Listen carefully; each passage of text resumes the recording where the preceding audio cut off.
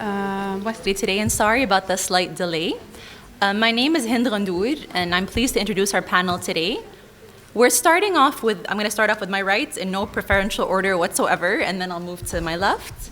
So on my right, we have the panel is titled Citizenship in the Arab Region, Concepts and Case Studies. On my right is Dr. Ala Shahabi, whose paper today is titled Framing and Claiming Citizenship in the GCC. Dr. Ala Shahabi is a visiting researcher at Lund University. She was previously a fellow at the Arab Council for Social Science and is the co-founder of Bahrain Watch, an NGO working on transparency and accountability. She's joined today by Dr.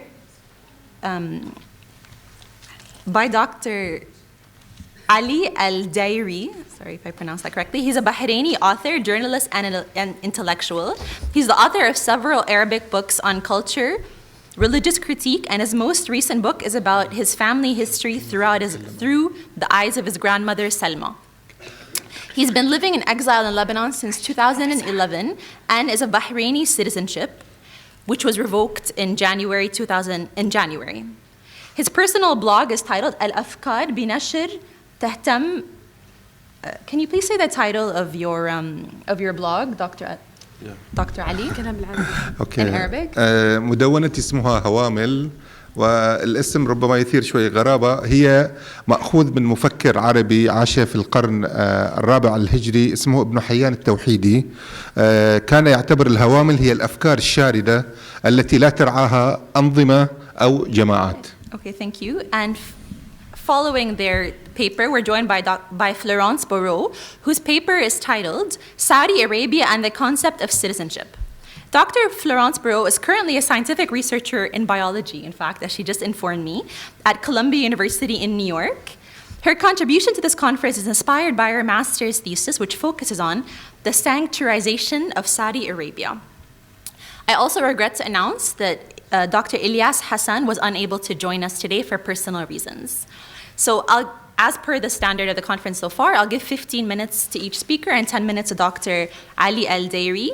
And following those two talks, we'll open it up for conversations and discussions and comments. So I'll start with Dr. Ala. The floor is yours. Thank you, and thank you all for coming. This topic is particularly close to my heart because of the life-changing course one can live in a state of statelessness. So I'm just going to talk briefly about this topic. As you can see here, this red passport, we have this, as a Bahraini, we have this idiosyncratic relationship with this red passport. Everything on the cover of the passport is problematic. From the name of the Kingdom of Bahrain to it becoming a kind of commodity, which I'll talk about. This is very recent, these headlines. So this was in 2013. This is the King of Bahrain. He's giving a dinner talk in the UK in a military college called Sandhurst. And while he was giving this audacious speech to a British audience, he decided to offer them 240 British people sitting in the audience. He decided to offer them nationality there and then as some kind of, we're very grateful for you. No one told you to leave Bahrain when you decolonized. And to show you our gratitude, I'm going to offer all of you sitting here today Bahraini nationality. But he also does this for every singer that comes along, like Asala Nasri and whatever. This is kind of the idea that that nationality is some kind of gift that can be bestowed by this benevolent king. 1 second. So, sorry about this. So this was 2013. At the same time, we've had over 120 people in the same period, but most recently in January, lists keep emerging of people who have suddenly become what The Economist calls the people, whose nationalities are revoked. But this is just, what began in Bahrain has set the precedent across the GCC. So the UAE, Kuwait, most recently has been withdrawing the citizenship of political dissidents. But the biggest problem we also see is in Kuwait. So as well, this is very recently, in November 2014, the Kuwaiti government decided to offer citizenship of the Comoros for about 100,000 Kuwaitis, stateless bidun. So within all of these the problematization of citizenship, we see emerging across the GCC in many different forms and ways, but it's a very tangible problem. These images, I mean, these are the people, right? These are like, in that list of 72, we had Turki bin Ali, who's Abu Bakr al-Baghdadi's radical ideologue. He's his sidekick preacher who justifies and legitimizes Abu Bakr al-Baghdadi's right to the Khalifa. And he was on this list next to Ali al-Dari, who's an academic. So what does Ali al-Dari, I'm sure he'll be more expressive, have in common with someone like this ISIS preacher, or a blogger like my friend Ali Abdel Imam, or this young child of a GCC woman, a Gulf citizen, who has no right to transfer her citizenship to her children, or the Kuwaiti bidun, or in fact the millions of migrant workers. All of the things that we have in common here is what Agamben would call bare life. These are the Homo sacer, these are the people in the Gulf. In all their shapes and forms, they all emerge as being perceived as not belonging to these countries.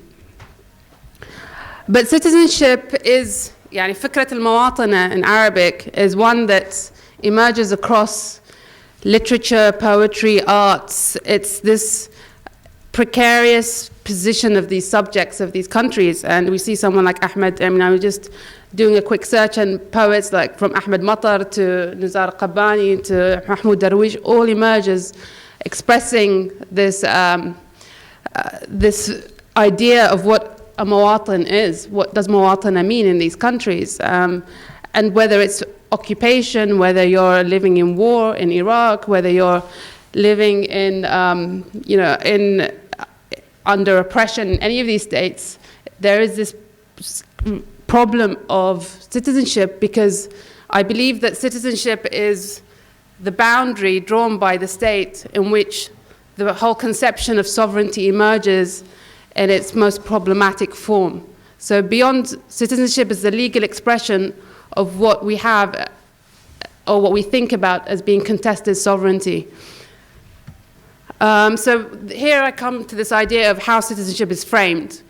And in the GCC, I believe that citizenship is primarily, there's a big political economy issue around how citizenship was conceived. So these small Gulf states were British protectorates. And in these British protectorates, what happened, which is different than complete colonization, is that the social order was crystallized. And this social order was based on this complete disjuncture between state and society. They are separate entities. And so citizenship becomes a royal prerogative. It is the monarch or the head of the state that decides what citizenship means. In no shape or form was society involved in the conception of what citizenship in these states mean. So especially in the 70s, when there was an oil boom, and when the legal institutions of these states were being formed, this is when citizenship was conceived.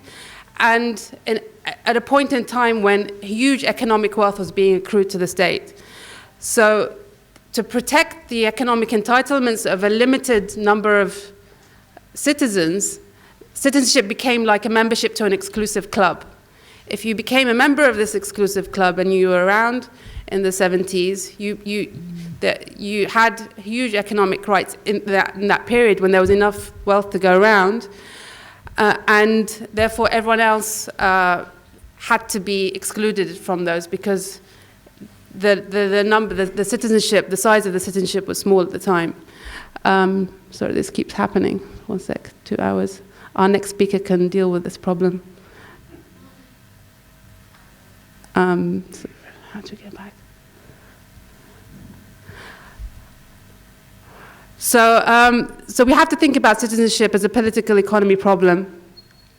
And at the same time, when you had this huge wealth accruing to these states, and the building of the modern nation state, these countries embarking on huge economic development programs, human capital required commoditized cheap labor. And especially this became predicated in what we see today as the most visible form of exploitation of migrant workers in the Gulf. So the idea that these people are excluded from any citizenship rights is very much premised on a neoliberal facet. This labor needs to be dispensable because they cannot have any rights to this exclusive club or the exclusive membership of these states in terms of the any form of citizenship at all. So because it's a royal prerogative and it's something that I've been studying, I believe that there's this idea of a royal sovereignty in the Gulf. And this royal sovereignty is predicated on hierarchical subordination. This is theory, but it's also practice, and it's translated directly into tiers of citizenship. And then we can begin to understand why all of those people and those images have something in common. So, and this is very much the idea of how these states produce a good citizen. Is something that you have to grapple with when you live in these countries as a supposed citizen. So the rituals of state, the rituals of belonging and exclusion are translated visibly every day in your everyday life, and in very most basic forms of subjectification. Like this is just really like I just did this. If you look at, for example, Bahrain News Agency, and you just put in the term loyalty, non-stop stories of like, King Hamad thanks this family for their loyalty. King Hamad received more allegiance and loyalty letters. We saw this when the King Abdullah died, and suddenly, everyone is obliged to be a good citizen and pay allegiances and loyalty.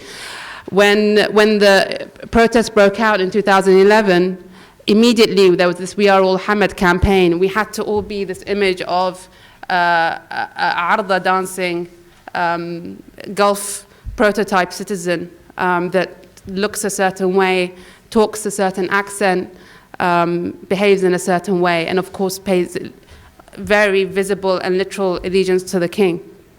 And of course, if you didn't do that at that time, you were immediately considered disloyal, so it became an obligatory act for people to perform just to make sure that you were not the opposite to this, which is the bad citizen, the citizen that's on the streets. So citizenship is problematic, and it creates these binaries that we all hear about: citizen, non-citizen, migrants, and also within citizenship, we also have these tiers of naturalized, non-naturalized, bidun, stateless. So we have all of these binaries and these classifications going on. And then we have, like, also in the modern day discourse, this idea of foreigners, guest workers, domestics. But within all of this, we lack a discussion on class. So really missing from the kind of narrative and the academic work that's done on the region is this idea that foreign migrants are part of the working class, and how states divide and rule and pit these working class people together, and the rulers as elites. We really miss this kind of discussion within the study of the Gulf.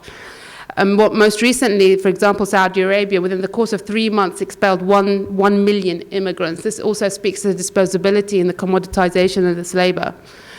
But there are serious policy implications for this. So where patriarchy and gender intersect, we ask the question, can the children of GCC mothers transfer citizenship to children?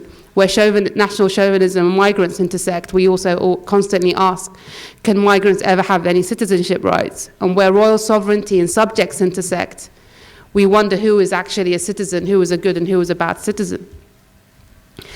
But again, after post-2011, we've seen the idea of equal citizenship being a crux of a lot of the protests in the region, especially in Bahrain.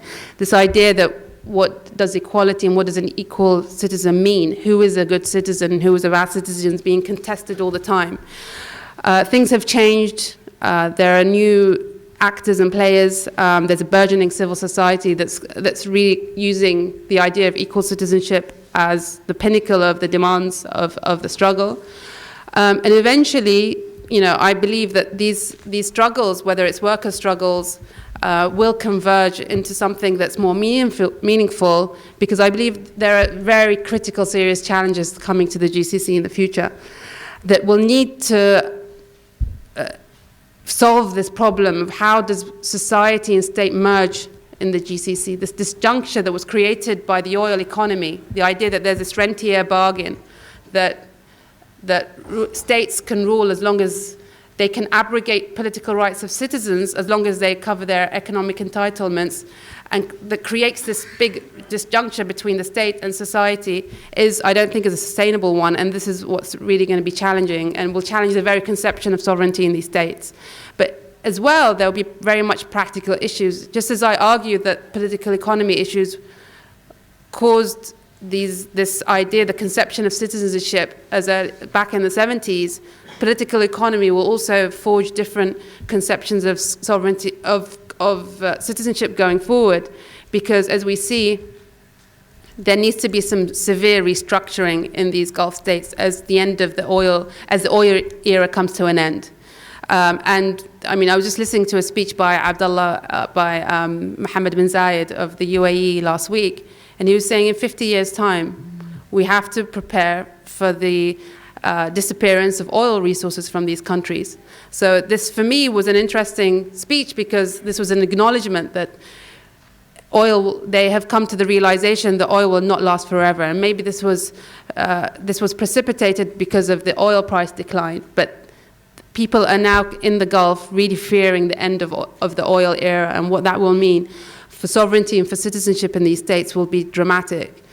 And how that process will emerge in terms of restructuring the labor market, because now we have this dependency on the private sector where mainly expatriates work and citizens work in the public sector. This will all need to be restructured and reshifted, as we have 60% under the age of 30 in countries like Saudi Arabia. What will happen to the youth in the region in the future? How will they lay claims on citizenship will also be a major issue. But again, I believe that eventually, as migrants themselves will also increase their struggle for citizenship rights in these countries. There are actually not just the idea of working class migrants, there are middle class migrants that have lived in the Gulf for decades, who own land, who make very legitimate claims on citizenship. I think eventually, as this oil era comes to the end, those claims will be made much more apparent and clear. So these are just question marks about the future of citizenship in the Gulf, but I'm very happy that we're joined today by Dr. Ali Aderi, because I think he'll add a lot more elaborate and expressive ideas of what citizenship and identity mean to him, especially since he's one of the people who's had his Bahraini citizenship revoked recently. Thank you very much. Thank you, Ella. Dr. Ali. أهلين مرحبا، صباح الخير. دعوني أبدأ حديثي من استرجاع حديث لأحد المناضلين العرب البحرينيين في ذلك الوقت، وهو عبد الرحمن الباكر. عبد الرحمن الباكر يعتبر أبرز قيادة سياسية في البحرين في النصف الثاني من القرن العشرين. هذا المناضل الذي كان قد نفي إلى بيروت بعد أن قضى سنوات طويلة من عمره في جزيرة سانت هيلانا بعد أن طردته البحرين في الخمسينيات، حين أسس أهم تجمع عابر للطوائف في البحرين، وكان اسمه الهيئة الوطنية. هذا التجمع قد سبب له بسحب جنسيته في ذلك الوقت، بمعنى أن سحب الجنسيات في البحرين هي أزمة مواطنة تمتد لأكثر من نصف قرن، إذا كنا بدأنا بعبد الرحمن الباكر المناضل السني القومي، ولا تنتهي هي اليوم، وإن كنا اليوم نعيش فداحتها أكثر. كان عبد الرحمن الباكر يطالب بنظام في ذلك الوقت للمواطنة. هذا النظام ممكن أن يضمن ألا تسقط مواطنة أي شخص في عام 2015، ولكن بدل أن يستجاب إلى مطالب هذا المناضل في الخمسينيات قد سحبت جنسيته، وهدم مشروعه، والنتيجة أننا لازلنا نعاني من سحب الجنسيات، وأنا اليوم نموذج لسحب هذه الجنسيات. عبد الرحمن الباكر كانت جريمته أنه أسس صحافة حرة في البحرين في 1904 في الخمسينيات، وهذه الصحافة كانت تسمى صوت البحرين، استمرت ل4 سنوات، وما زال أرشيفها إلى اليوم ينطق بمطالبها بتأسيس نظام سياسي يكون للمواطنين فيه إرادة كبرى في تشكيله، ومحاربة الطائفية والدعوة إلى تأسيس دولة حديثة. هذا ما فعله عبد الرحمن الباكر، وهذا ما زلنا نفعله نحن أيضا الذين ورثنا تركة هذا النضال، وما زلنا نستمر في المطالبة بإنشاء نظام مواطنة عابر للطوائف في البحرين، لكي نضمن ألا تسقط جنسية أي شخص فقط لأنه معارض إلى هذا النظام. مدخل عبد الرحمن الباكر يقودني إلى الحديث أيضا عن المثقف وليس فقط عن السياسي، لأن المثقف هي الصفة التي ظللت أدافع عنها حتى بعد أن أصبحت من 2011 بعد أحداث الربيع العربي بالبحرين. أصبح الحديث في الشأن العام، الحديث في المواطنة، الحديث في تأسيس الحرية، الحديث في تأسيس مواطنة عابرة إلى الطوائف، أصبح حديثا سياسيا مع أنه في أساسه حديث ثقافي. ظللت أنا أدافع عن صفتي الثقافية لأنني لا أريد أن أتحول إلى سياسي، لأنني لا أمارس هذه الوظيفة، ولا أريد أن أتحول أيضا إلى طائفي لأنني مثقف عابر للطوائف. وقد كتبت في لحظة دوار اللؤلؤة كتابا أسميته خارج الطائفة، وكنت في لحظتها أخطط لتوقيع هذا الكتاب في دوار اللؤلؤة، باعتبار أن دوار اللؤلؤة هو الدوار الذي ممكن أن يؤسس مواطنة حديثة تخرج المواطنين من طوائفهم وتدخلهم في ميدان المواطنة العامة. مع الأسف أن اليوم الذي قررت فيه توقيع هذا الكتاب كانت قوات درع الجزيرة قد دمرت دوار اللؤلؤة، وبالتالي قد دمرت فكرة المواطنة أيضا في البحرين وفي الخليج.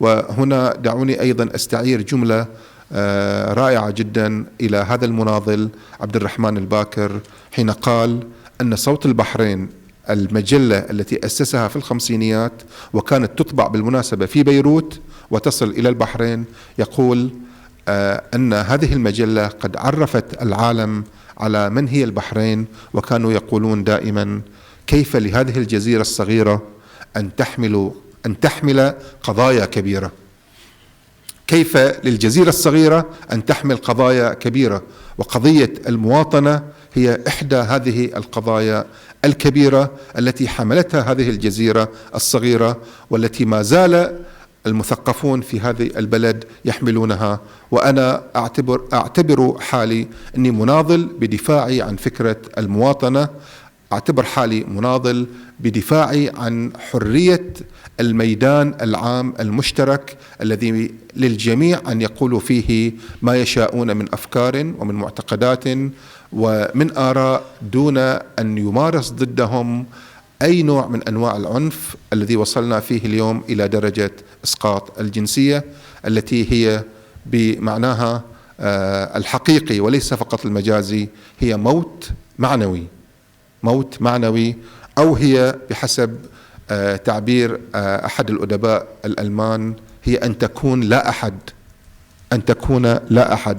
ومقولة هذا الأديب الألماني كانت هي من أهم المقولات التي رافقتني منذ خروجي من البحرين في 2011. حين وصلت إلى بيروت كنت تعرفت على جملة هذا الأديب الألماني التي كان يقول فيها: حين تكون في حالة القراءة فإن أنسب وصف يمكن أن توصف فيه أنك لا أحد، بمعنى أنك حين تدخل في عملية ثقافية في قراءة ممتعة فأنك تفقد اتصالك بالعالم الخارجي وكأن لا أحد حولك، فتتحول إلى كائن لا أحد لفرط استغراقك في القراءة ومتعتك في القراءة وذهابك إلى الخيال، ولكنك تعود بعد هذه القراءة إلى شخص مكتمل، إلى شخص عارف، إلى شخص يتوفر على معرفة حديثة. فلا أحد هنا بالمعنى الثقافي هي حالة من المتعة الثقافية الروحية التي تذهب فيها لقراءة مختلف الأفكار وبالحد الأقصى من الحرية دون أن ينتهك أي يمارس أي أحد انتهاكا عليك، في حين أنك في البحرين حين تمارس هذه الحرية في الذهاب بأفكارك إلى ما تريد وتتعارض مع النظام، فإنك لا تتحول لا أحد، ولكن ليس بالمعنى الثقافي وإنما بالمعنى السياسي، أن تتحول حالتك إلى محنة سياسية وتكون لا أحد بمعنى غير معترف بك. ونحن نعرف اليوم أن الاعتراف هو أهم مفهوم في المواطنة، وكل مواطنة تفقد الاعتراف من قبل النظام السياسي فإنها تتحول إلى أقلية مهمشة لا جنسية لها ولا كينونة لها ولا قانون يحفظ حقها في البقاء وفي القول وفي الممارسة، بمعنى أنها تسقط ليس فقط من النظام وليس فقط من السلطة، وإنما تسقط أيضا من الميدان العام المشترك، وتسقط من كونها أحدا في نظام الدولة. نحن ختاما نعاني من سلطة مستبدة في البحرين لأكثر من نصف قرن. هذه السلطة إذا أخذنا فقط عبد الرحمن الباكر، فنحن نقول نحن من نصف قرن نظامنا السياسي لا يتوفر على نظام مواطنة تستطيع أن تحفظ إلى الجميع حقه في أن يكون أحدا فاعلا معترفا به في النظام. شكرا. Thank you, Dr. Ala, and thank you for sticking to the time. To tie in what the paper just covered, I think for the most part, our presenters today reframed the concept of citizenship and brought to light a new paradigm with regard to citizenship as a privilege, citizenship as an advantage, where I think for the most part, dominant discourse of citizenship frames it as a right applicable to all, flawed, of course, with the case of refugees and their emergence. But I think this touches on a very interesting point that perhaps we could explore further with regards to citizenship and its revocation as a punishment and its granting for what was labeled as a good citizen. I think that's a very interesting avenue that we could perhaps explore further in our discussion. And also, I thought was very interesting was فكرة المواطنة and what in fact that means within the context of the sovereign. And I think that Dr. Ala touched upon a very interesting concept of state power and the exertion of this power, where perhaps the context of citizenship would be very, very different with regards to other stateless cases such as the Palestinians per se. So moving forward, our next talk touches upon a movement that was perhaps did not receive its fair share in media coverage. So we're going to be talking about Saudi Arabia in the context of citizenship. Okay. Dear ladies and gentlemen, so I'm very happy to be here today. And I want to thank the American University of Beirut for inviting me to this conference, and especially Mrs. Alayani and Mr. Eli Haddad for their attention and their full availability in the organization of my coming. So before explaining the 4 ideas I want to make, I think it's useful to make 2 preliminary remarks.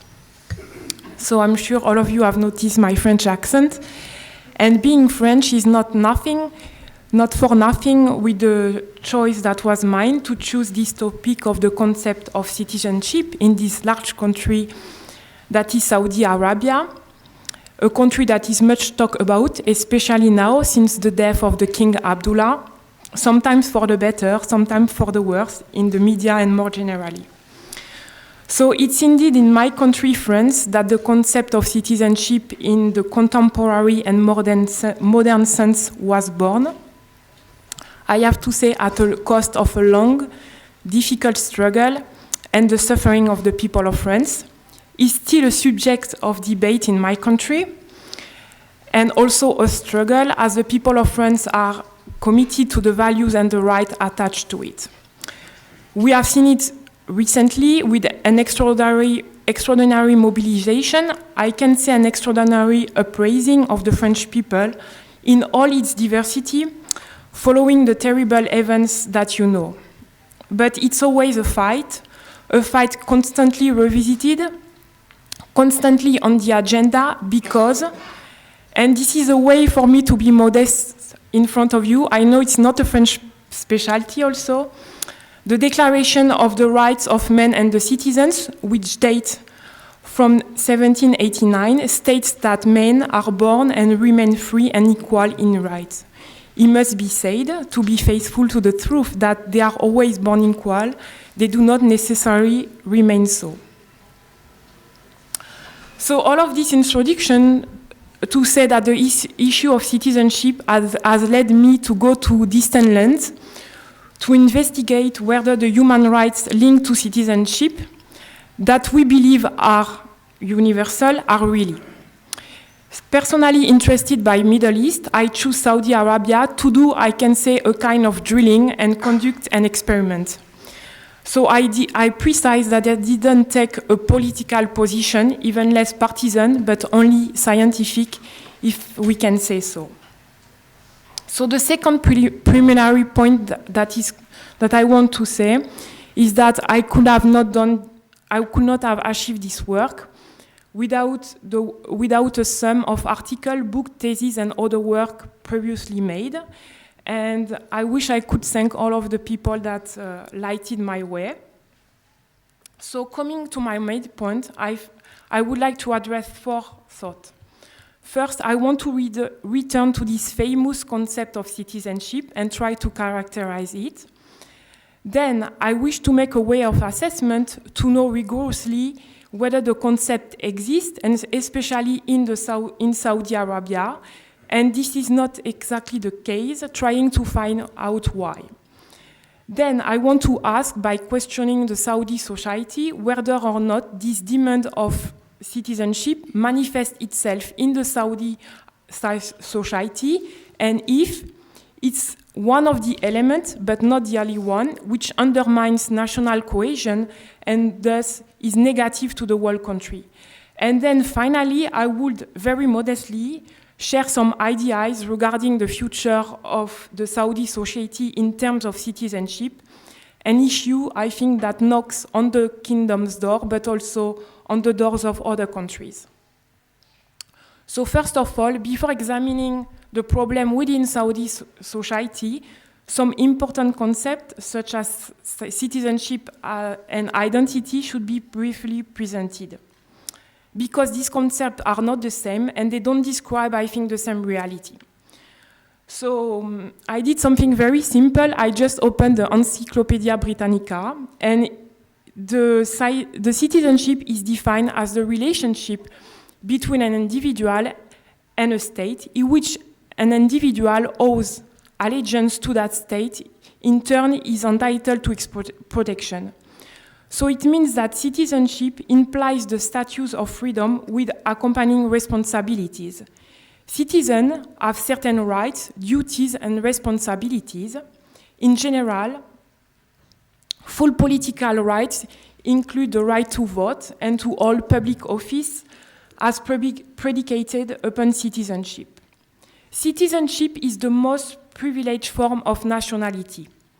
We can find this concept in the Universal Declaration of Human Rights adopted in 1948 at the UN. Similarly, the International Covenant on Economic, Social and Cultural Rights and International Covenant on Civil and Political Rights, adopted in 1996, strengthened the rights and duties of state, citizen, and corporate. Since January 2015, 163 states have been signed and ratified this covenant. Saudi Arabia is among the 20 that didn't. So a further comment before speaking about identity, it may be noted, for example, that in Israel, citizenship is granted to all the people living in this country, but nationality prevails by law, by distinguishing Jewish nationality, Arabic nationality, and Bedouin nationality. So this distinction brings discrimination, and in this country, nationality is defined by ethnic criteria. A distinction can be made between citizenship and identity. Citizenship is an affiliation to a territory when that identity is a cultural belonging. However, we can say that identity is associated with citizenship because citizens need to have a relationship with a political, economic, and social system, that the laws are based on the belief, values, and norms, so a certain identity. Here it's necessary, I think, to question the right and obligation of citizens in the state to which they belong. Citizenship involves three principles of rights and freedoms: civil rights, political rights, and socio-economic rights. So this definition raised the question of the existence of Saudi citizenship concept.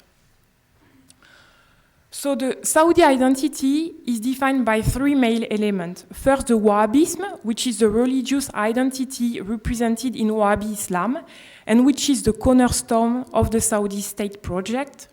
Then the Najism, which is the regional cultural identity originated in the central region, Najd, which is the hometown of King Abdulaziz Ibn and Abdul Wahab Muhammad, the founder of the Wahhabism. And then the Saudism, an identity of belonging and of loyalty to the symbol of the founder of the Saudi identity, who are the King Abdulaziz and the royal family Al Saud, seen as the moral force that formed the Saudi state. Therefore, Saudi Arabia has been named based on the Saud royal family. Saudi Arabia is the only country in the world named after its founder. The identity of Saudi nationality, with all the components that I list above, has been and is still a subject of controversy and a source of conflict between different segments of the Saudi society. But the term Saudi citizen encompasses a sense of belonging to a country and a culture that does not include the principle of modern definition of citizenship. One of these reasons being the fact that the Saudi citizens have a very special relation with the royal family. In addition, the ideology of this kind of Islamic state contradicts the concept of citizenship, which is tied to a specific state, because Islam is an international, intercontinental, global culture that is not limited by geography or borders. So when we compare with the theoretical definition of citizenship, the Saudi state contradicts a basic characteristic of citizenship, mainly based on express and granted rights and duties in a given territory. In Saudi Arabia, the king controls all the political decisions. The decision-making process of the Saudi government remains obscure. It's almost impossible to know exactly how it works. The regime's policies do not depend on trend, on specific principles established by a constitution or a set of rules, but are based on what preserves its tradition configuration and the continuation of the Saudi kingdom. The concept of political institution in Saudi system is represented by an individual, the king, the crown prince, or other religious tribal leaders. The laws are derived from Islamic Sharia, and legislation changes as it's composed of royal decrees and orders from the king. And I think a very interesting comment was made by the Prince Talal bin Abdul Aziz King, who said, "The Saudi political system is basically the progeny of the King Abdulaziz, and the political institutions, such as ministries and government establishments, are intended to be the tools by which the king's governing is facilitated." Later, he supplemented his definition by comparing the Saudi system to a business or the United Nations.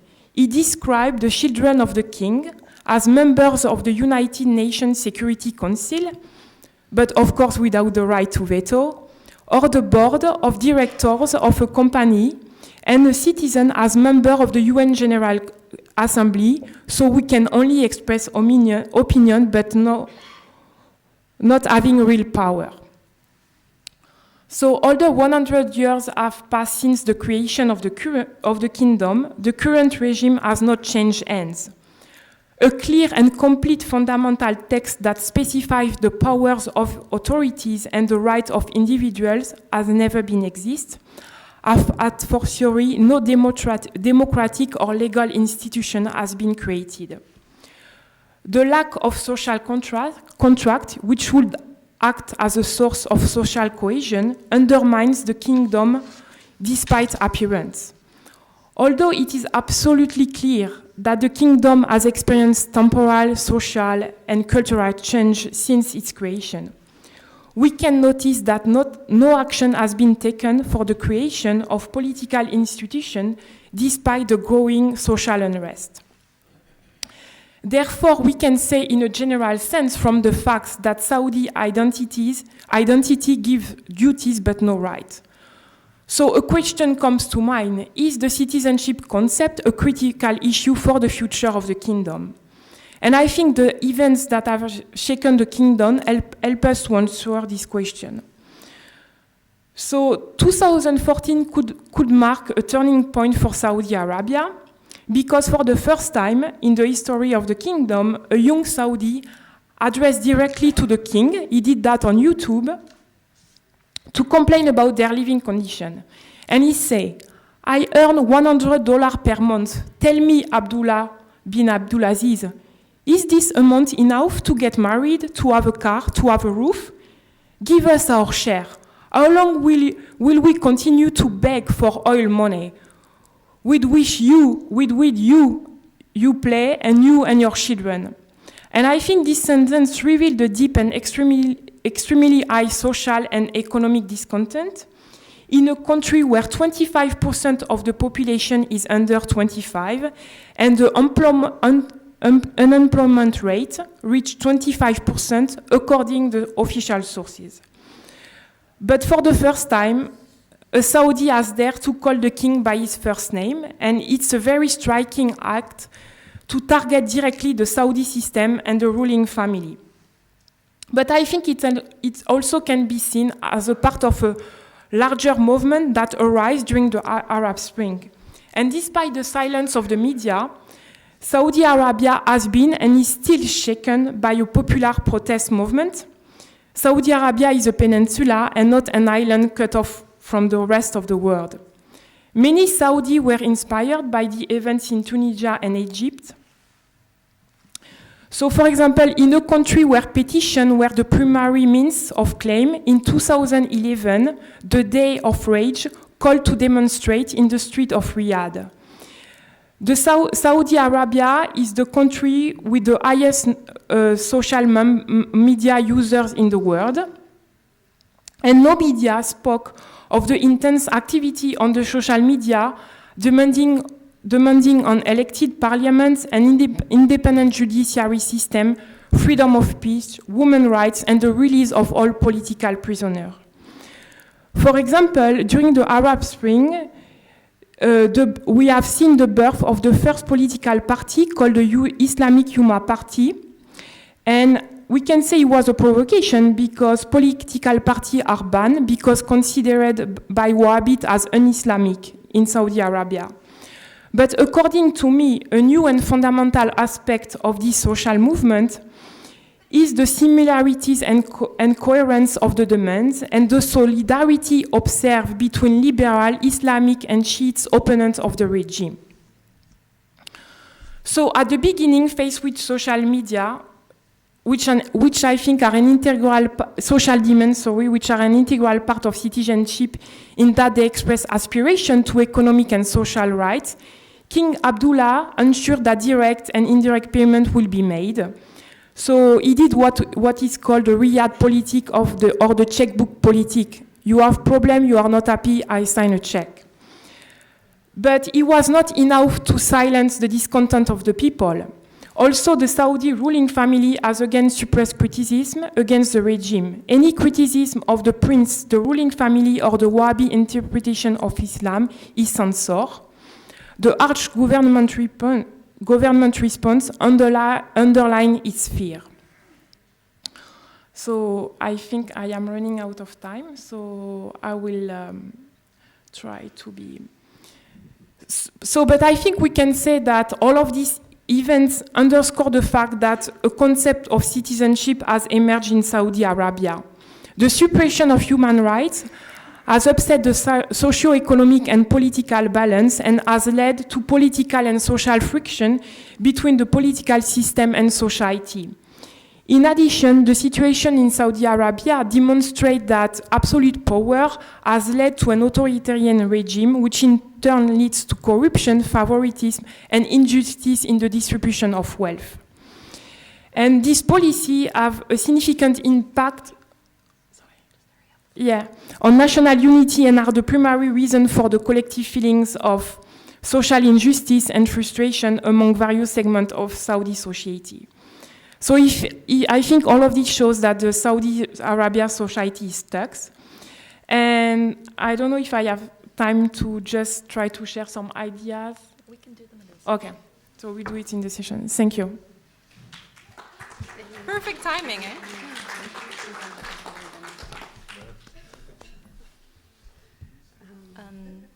Okay, so I'll take advantage of the blackout to perhaps sum up what we just discussed, since I can't see your hands yet.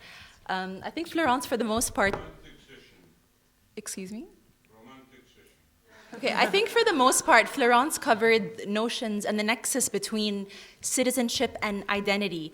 And perhaps it's very important to ask, are these two concepts in fact pegged together, or can they be conceptualized as separate entities of one another? I think that's very much a question worth asking, especially with regards to the notion of rights that we touched upon, and asking whether this state-imposed discourse, be it within the context of Bahrain, within a monarch that does not represent the majority of the states with regard to sectarian belonging, or within Saudi Arabian context with the perfect timing, let me just sum up my idea, with regards to Wahhabism, etc., and how this can perhaps be negotiated within the context of citizenship and renegotiated as a bottom-up approach. So I'll start off with Dr. Sari. I'm trying to open it up to people we haven't heard before. 2, 3, 4. If we can get our speakers, Dr. Sari, تفضل. شكرا كثير للبانل العظيمي. الحقيقة يبدو أنه اليوم دخلنا بفوكس كثير مهم على موضوع المواطني اللي هي في الحقيقة الموضوع الأساسي لهذا المؤتمر. لأي درجة فينا نخلق خطاب جديد بالعالم العربي يفصل المواطني عن الجنسية على الطريقة الفرنسية مثل ما زميلتنا بفرنسا حكت، وفعلا بفرنسا يلي أنا درست فيها في فصل، يعني أنا كنت مواطن بس ما كان معي جنسية فرنسية. سؤالي الناس يلي بنشالوا جنسيته الجنسية بتروح عنهم بالبحرين، شو بيصير فيهم؟ هل بيضلوا مواطنين ولا كمان ما بيعودوا مواطنين؟ بدي أقول وأنهي هون إنه بالبحرين شالوا الجنسية عن عدد أقل من 100. بلبنان بيشيلوا الجنسية آلاف كل سنة. كل امرأة لبنانية ما بتقدر تعطي جنسيتها لأطفالها، هذا حذف الجنسية للأطفال. يعني في ثقافة تتجاوز الخليج.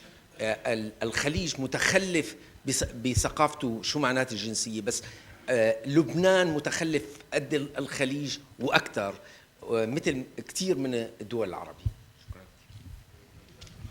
We'll take 4 or 5 questions, time permitting, and then we'll open it up to our panel. So the lady on the left. if we can pass them. Could you state who the second person is so they can already have the mic? Yeah, of course. And the lady in the back, perhaps? Thank you so much. My name is Julia Tierney. I'm a PhD candidate at the University of California in Berkeley. I'm bringing a question from America, both North and South. In Brazil, the concept of citizenship is very contentious. The difference between a cidadão, which is a citizen, and a marginal, literally a marginalized person, a marginal, breaks down on very deeply racialized and class definitions. Same in the United States, a second-class citizen is often also very racialized around African Americans. And so I'm very interested in your idea of class and citizenship and how that interacts with sectarianism in the GCC and in the Arab world more broadly. We often see the Middle East through sectarian lenses. That's how it's portrayed in the media. And how does class interact with that? Thank you.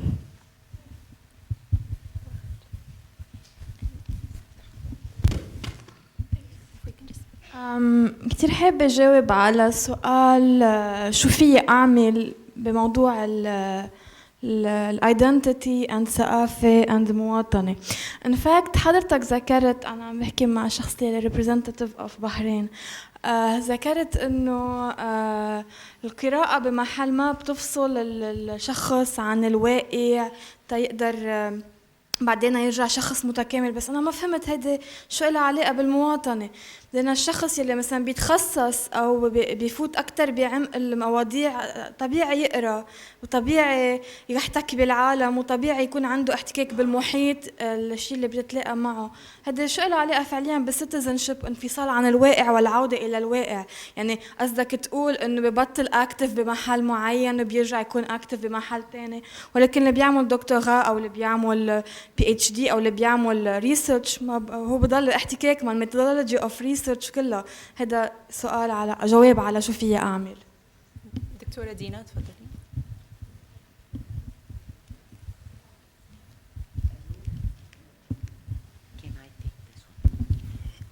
في الحقيقة أنا معتبرة أن الجلسة دي من أهم الجلسات للمؤتمر لأنها هتخلينا نتفق ولو اتفاقات لوس على مسائل ممكن تفضل معلقة فننتج جماعة علمية جديدة بتتكلم عن المواطنة بنفس المشاكل.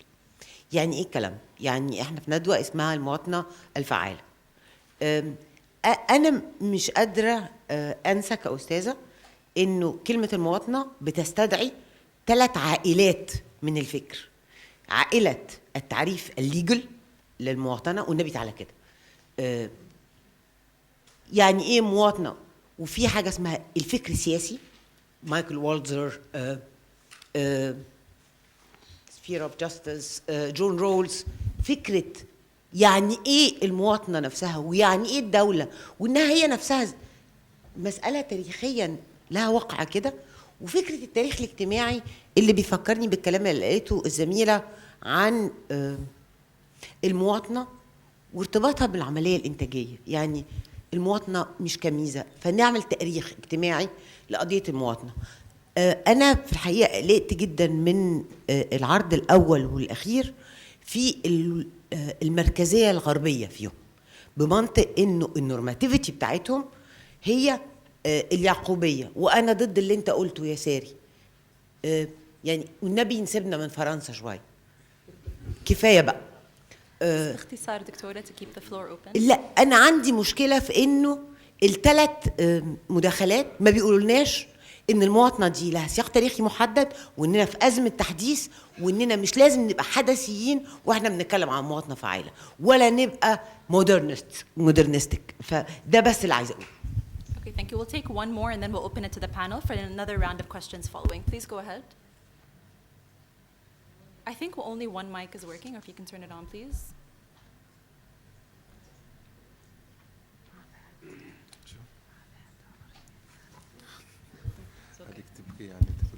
Good morning.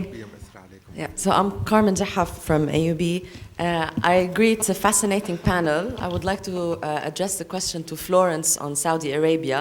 And I speak not as a researcher from empirical, so it's an observation. I'm going to be provocative. I'm going to speak politics. I wonder whether you think that religiosity in Saudi Arabia, so everything being equal and the state is authoritarian and it abuses human rights, so on and so forth. But with that aside, I wonder if you think that society being so religious is on the contrary to what we think has a very strong social contract. One, two, lends itself very prone to active citizenship in the sense of taking responsibility for one's own community, particularly because in political Islam, in Sharia law, there is a strong duty for citizens. I'm thinking of the Mecca Declaration. I'm thinking of a lot of Prophet hadith pertaining to social responsibility, mushawara, muhasaba, all of this. So I wonder if maybe Saudi Arabia could be the contrary of what we're thinking, a good example of active citizens that coincides with a nationality larger than country. And I wonder if we are perhaps misreading the events on Saudi Arabia. A lot of literature says, yes, youth are very frustrated, potentially, but also youth are very frustrated in Lebanon, yet no one says that the Lebanese sectarian system is at risk. So there is a strong social fabric. So I wonder if we're misreading Saudi Arabia. There is a strong social fabric. The level of religiosity makes citizenship more malleable, more, you can practice it more, and that on the contrary, the system is not at risk. Thank you. I'll let you guys answer, and then we'll take another round. We might eat up into lunch a little bit. Okay. دعوني أرجع لمفهوم السيتي والفيلا. يعني كان هذا مفهوم يحدد المواطنة. يعني إن يعني السيتي هي مفهوم قريب من المواطنة. الفيلا يعني هي مجموعة بيوت. يعني المدينة لو مثلا الآن احنا عندنا بالخليج عندنا مدن فارهة جدا فيها مباني على مستوى عالي جدا، فيها مجمعات عالية جدا، بس هذه لا تشكل مدينة، يعني لا تشكل سيتي، يعني هذه لا تشكل مواطنة.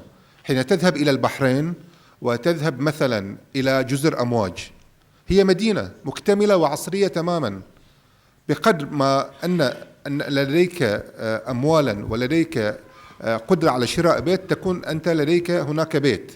ولكن هذه المدينة هي فقط أن تسكن فيها، يعني لا يوجد فيها حقوق، لا يوجد فيها ميدان مشترك، لا يوجد فيها مكان لتعلن عن أفكارك واختلافك.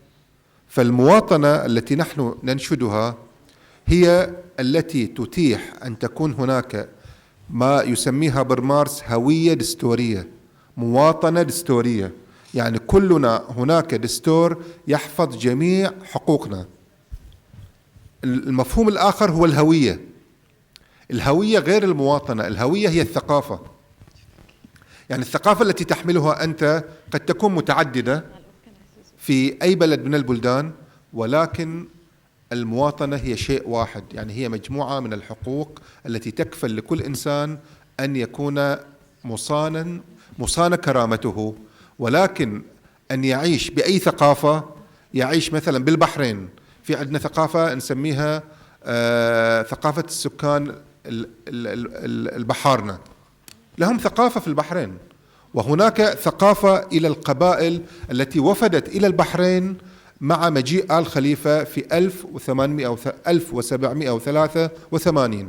هذه ثقافة أيضا أخرى، ولكن ثقافتان ممكن أن يشكلان مواطنة مشتركة. شكرا. شكرا. I agree إن لازم نروح أبعد من فكرة الجنسية كمفهوم قانوني. يعني في فكرة الجنسية الاجتماعية social citizenship، وهذا شيء مهم، لأن إذا إحنا نريد to narrate، يعني نريد نسرد الفكرة من منطلق شعبي، يعني من تحت، إن إحنا كمواطنين كيف نفهم المواطنة مختلف عن كيف النظام يخلق فكرة المواطنة. لأن أنا كنت أريد من خلال البرزنتيشن إن أقول إن it's conceived by the state and as a purely legal status. يعني النظام نفسه هو يخلق فكرة المواطنة بهالسياق. يعني نفهم هذا الشيء عشان نرد على لما when we challenge this how do we begin to puncture this idea إن المواطن أبعد من الفكرة هذه. وثاني شيء، يعني أنا في صراع نفسي يعني شخصي when I come to write these papers, and it's Western-centric, it's these ideas of sovereignty, من فكر يعني whether it's post-colonial whatever. يا أخي إحنا مفهوم السيادة والجنسية في العالم العربي قاعد يخلق من ثقافة فكرية that is not in the Western Academy. يا أخي إحنا عندنا خلافة إسلامية الحين داعش عندها فكرة سياسة وعندها فكرة جنسية مفهوم جاي من ثقافة إرث completely absent from academic literature يعني. So you get an idea يعني a piece in the Atlantic a few days ago مقال في الأتلانتيك واحد غربي يعني الحين he wants to يشرح لنا إحنا شنو فكر داعش لأن إلى الآن إحنا مو فاهمين فكر داعش شنو لا مو موجود في مو I don't have an obsession with داعش بس قصدي إنه في whether it's ولاية الفقيه whether it's أطيعوا أولي الأمر في السعودية يعني whether it's ابن رشد يعني أفكار مفاهيم موجودة في الفكر العربي الإسلامي مو موجود يعني it's not even an academic question when you come from the West. فأنا even when I come to present a paper يعني I do my يعني literature reviews وما أدري شنو and I يعني bring the theories and apply them and they look good بس يعني في النهاية how applicable and how relevant and how mainstream and how relevant are these and I don't يعني I completely have a different feel about the salience of this kind of research because it يحكي لنا إحنا within these four walls it speaks to a narrative and a mainstream discourse of which you're expected to participate in. يعني I really hope that we can begin to shake this up and نجيب مفكرين ويعني لو تجيب لي عالم دين يقعد هني لا إحنا عندنا we have this يعني infectious not that we have this allergic reaction to يعني بس نفهم يعني شنو في الإسلام مثلا فكرة how does this speak to systems that exist that conceive citizenship اليوم that would be really great يعني I think and I always leave that as a